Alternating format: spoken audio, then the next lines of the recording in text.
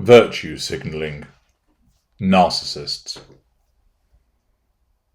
I've explained to you how certain behaviours emanate from narcissists or become hijacked by narcissists. In some instances, the behaviour emanates from narcissists and then enters the mainstream so that other people engage in similar behaviour, although they're not narcissists themselves, which gives verification and validation to the behaviour and makes it harder for people to realise that this is a narcissistic behaviour of itself, and makes it easier for our kind to move amongst everybody else, the normals, the empaths, and the narcissistic individuals who are not narcissists. Take, for example, the concept of the selfie.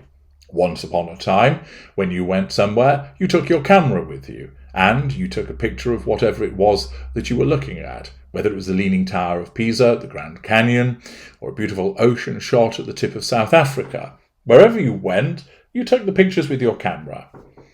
You didn't appear in them. Every so often, of course, you might, if you were on your own, say to somebody, would you mind taking a picture of me so that I can be seen next to this particular statue or such like? But a lot of the time, you just took the picture of whatever it was you were looking at, and then bored the arse off your neighbours when you went home and subjected them to a projection show of your holiday snaps. Of course, in some instances, if you were with somebody else, you might ask somebody, could you take a picture of me and my boyfriend, so that you'd have a lovely picture of the two of you. But what you didn't do was keep saying, take another picture of me, take another picture of me, take another picture of me. But then, of course, along came the camera phone. And this enabled people to easily take a picture of themselves. Now, who would that cater to? Well, everybody might like to take a picture of themselves stood in front of a monument or a particularly scintillating view or at a football match or whatever it might be. But they would only do it intermittently. Instead, they may take a picture of the event itself. But a certain group found this to be particularly advantageous, because what it then enabled them to do was create a record very easily, and even if they were on their own, rather than asking somebody else to take the picture for them, to demonstrate where they were. Combine that with the ubiquity of social media, so that not only could a picture be taken of oneself, but then it could be uploaded to some platform to show to everybody, hey, look at me, here I am at Pizza Hut ordering a pepperoni pizza. Or, hey, look at me, here I am outside the Opera House in Sydney. Or, hey, look at me, here I am, first in the queue at the next sale on Boxing Day. Whatever it might be, from the mundane to the magnificent, it provided an opportunity for a certain group of people to be able to take a picture of themselves at an event or a place and then show it off to the world. You are, of course, familiar with the cult of the selfie. Which group made use of this? The group that is the narcissist, naturally. This enabled those narcissists to assert control over people using a picture of themselves, triangulated with a place or an event, in order to draw responses on their social media, or at least by showing them the picture, by texting it to them, or showing it the phone to another person, so that they would draw responses, remarks, likes, comments, loves, whatever it might be. And thus the narcissist was able to assert control over a wide range of people, often simultaneously sending the pictures to these people, and of course ensure that they drew fuel from all of those individuals. Notice also that all of a sudden up popped this ridiculous idea of pouting, primarily done by women. The pout trout, or the stupid duck luck, originated holding the camera above for the best angle, and then performing some ridiculous pout trout. Again, originated from somatic narcissists for the purposes of drawing comment. What then happened? The cult of the selfie and the trout pout passed into more normal behaviours. Other people thought, oh, that's not a bad idea, I'll do that too. Of course, they weren't doing it for fuel or control. They were doing it because they just thought it's a nice way to do it. But then all of a sudden, selfies appeared, not just from narcissists, but from other groups of people too.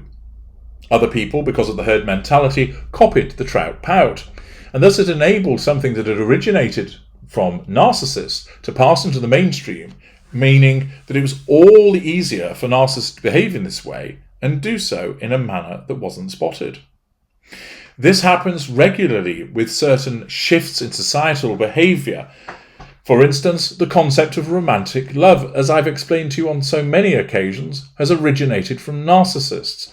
The idea that there's all of this sudden sound of harps playing in the air, and there's fireworks going off, and there's angels singing from heaven, and there's this major rushing sensation, and all of the flowery language that you've seen in poems and in literature, in pop and rock songs, etc., in the creation of art, is invariably driven by narcissists who created this concept of romantic love, which has then been picked up by everybody else and affirmed.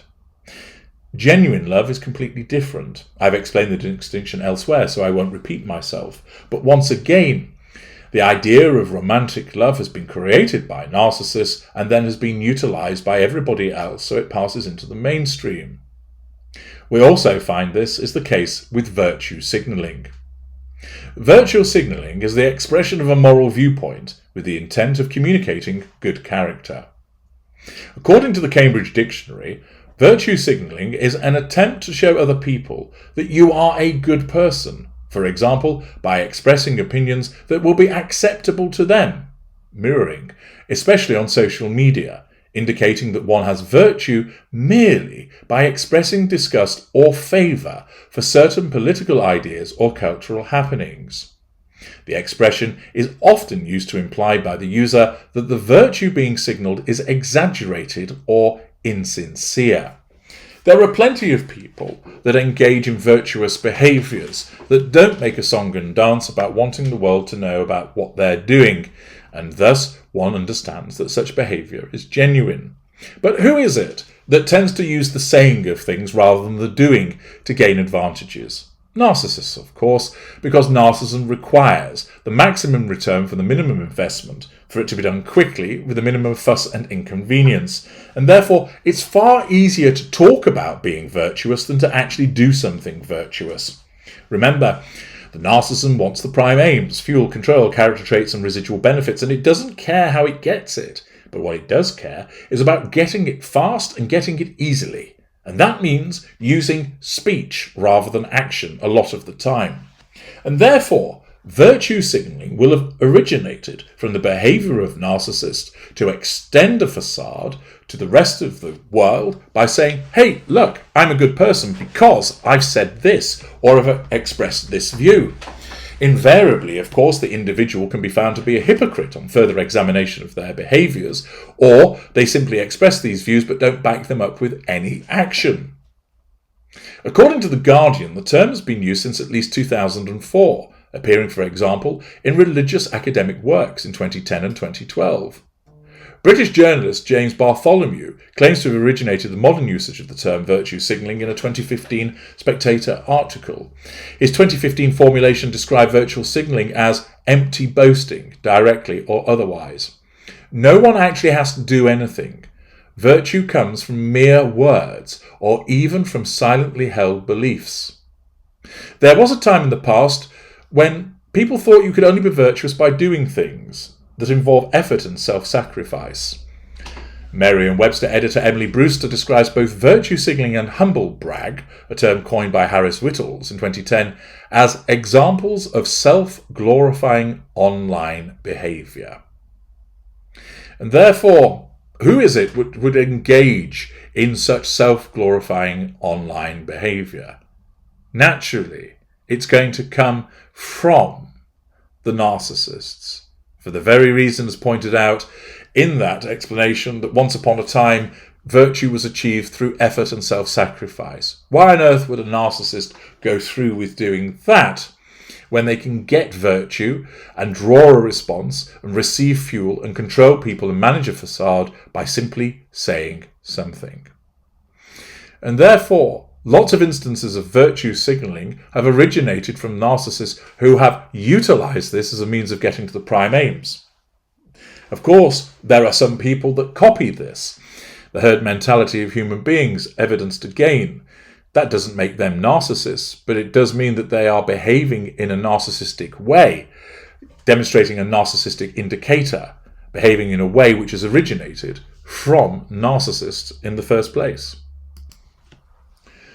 Virtue signalling is precisely something which aids my kind. It enables virtue to be demonstrated, which can be used to control those on the receiving end of it. The response provides fuel, and it aids in the management of the facade.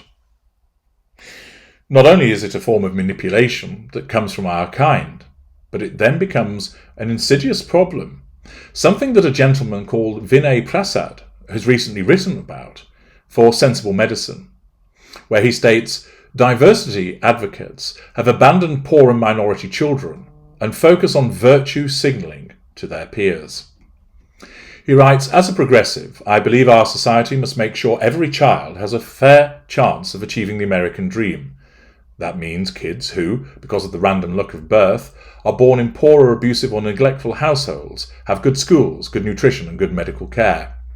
I am willing to tax the wealthy to deliver these services to poor children, and I don't think we do enough for them. The reason the COVID-19 response broke my heart, writes Mr. Prasad, is that I know that these children will be further left behind. They will live shorter and broken lives because our experts were too stupid to know that cutting children's safety net is far worse than the virus. Ultimately, all kids got COVID anyway. Most got it before they were vaccinated. But poor and minority kids were also dealt a blow to their lives. School closure also did not slow community spread. It was a total blunder.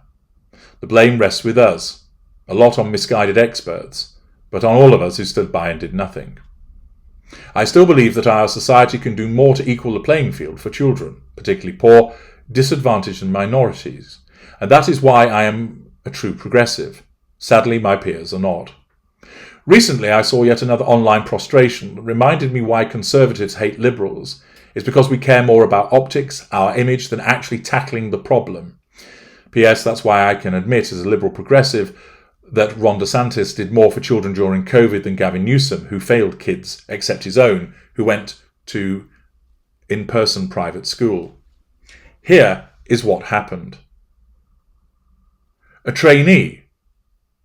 P.S. This is undoubtedly a smart and caring clinician. This post is not about this individual but the culture of medicine. Asked to crowdsource a list of good educators on Twitter. He went on to tweet a list of the popular names. His list included, by my tally, 1 medical journal, 6 white men, 2 white women, 12 minority men and 4 minority women. The list included residents of low and middle income nations, children of immigrants and African Americans. The author of the list describes himself as a son of immigrants. Then, a day or so later, an update was provided. I made this list by asking #MedTwitter who their favourite clinical educators were. Then I wrote a bit about folks who were mentioned in the replies. That process didn't result in a diverse list or a list that is representative of the best of #MedTwitter. I wish I'd realised that this would happen. Using that process to create the list was a mistake on my part. I apologise. I'm thinking about how best to mitigate that mistake and will return with thoughts. In the meantime, any thoughts about a better process are welcome. This isn't a unique situation, he writes. It marks the 4th or 5th time I have seen a similar mea culpa on Twitter. During the first moments of the fall of 2020, I worked both publicly and privately to push for school reopenings, the single greatest discriminatory action in a quarter of a century. On #MedTwitter, a bunch of rich doctors reported their kids were doing fine and it's a pandemic after all, and pushed to keep schools closed, all the while pledging support to BLM. Now, a trainee feels the need to apologise for an impromptu ad hoc list of people to follow on Twitter, which is 64% minority but only 32% women. In a forthcoming publication, I will strengthen this case and show a pervasive pattern of medicine's relative indifference to the plight of poor minority children in America, and obsession with the plight of faculty members in the academy. We are policing things that don't matter, Twitter list posted by trainees, and ignoring things that do matter, the unsafe living conditions, poor pre-K education and limited nutrition programs for young children. Early life course interventions matter more than a trainee who decides to recommend others to follow on Twitter. It does not escape my attention that medicine drifts further from science and reasoning and is sucked into the gravitation pull of empty virtue signalling. We pushed masks because it's a symbol, not because the evidence is good. They failed by any convention measure. Boosting children who don't need boosters and vaccinating kids who had COVID who don't need vaccines is another example of virtue signalling over a sober analysis of data. P.S. Many European nations have entirely abandoned vaccinating anyone less than 50 years old. A loud contingent pushes these views to signal to their colleagues that they are the virtuous people. Their favourite pastime is scolding each other for not being virtuous enough. Yes, this Son of Immigrants trainees list was 64% minority, but it was only 32% women. Let's spend the day discussing that rather than the catastrophic blow we deliver to children in America, the single greatest discriminatory act in 25 years. The end of progressivism is when we all sit around in our mansion sipping wine and lamenting how our colleagues aren't pure enough and how our promotions are unfair, because the only scholarship the university values is peer-reviewed and not tweets, while poor children have their futures robbed of them, and we do nothing to heal that process. This behaviour is sad, it isn't liberal, it is self-destructive. Many people in society have failed poor minority children, but the greatest failure is the incompetent progressive who pays lip service to actually caring. Here, in the article written by Mr. Prasad, he laments the fact that virtue signalling is causing a problem with regard to the impact that it has upon children. One way that he believes virtue signalling is causing a problem. The fact is that virtue signalling is something that has originated from narcissists, and note the reference that he made to the fact that there is a loud contingent. It's often the case, as we find with many of these groups, that they're not necessarily particularly numerous in number, but because of their need to assert control and draw fuel, they make a lot of noise to ensure that they're heard above a majority of people. Remember, narcissists only account for 1 in 6 of people on the planet, and therefore are heavily outnumbered by non-narcissists. Yet, we are the ones that command the attention, set the agendas, describe the narratives, etc. And therefore it's unsurprising to find that we are the ones that form this loud voice, even though the group is only small, and in this instance, utilise virtue signalling as a means to get to the prime aims, and at the expense of other matters. I'm H.G. Tudor. Thank you for listening.